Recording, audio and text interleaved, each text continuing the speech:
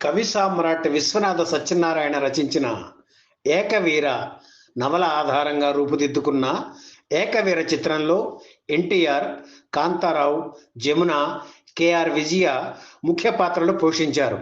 కాలేజీలో చదువుకునే రోజుల్లో ఎన్టీఆర్కు విశ్వనాథ వారు గురువు.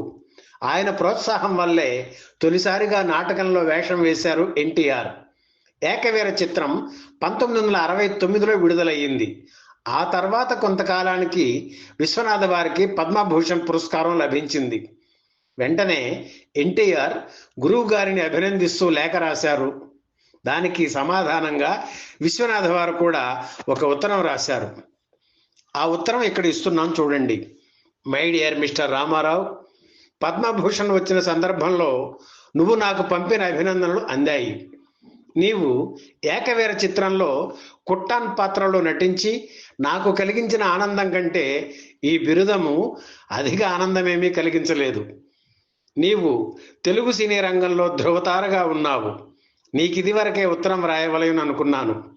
నీవు కుట్టాన్గా పూర్వమే చిత్రంలోనూ నువ్వు ప్రకటించినంత అభినయం ప్రకటించినావు. చిన్నప్పుడు నేను నీకు గురువును, ఆ రుణం తీర్చినావని చెప్పవలెను.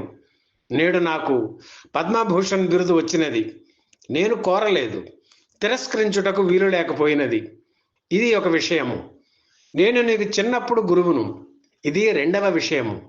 ఈ రెండు విషయములలో నాకు రెండవదియే మిక్కిలి ఇష్టముగానున్నది అని ఆ ఉత్తరంలో రాశారు విశ్వనాథ.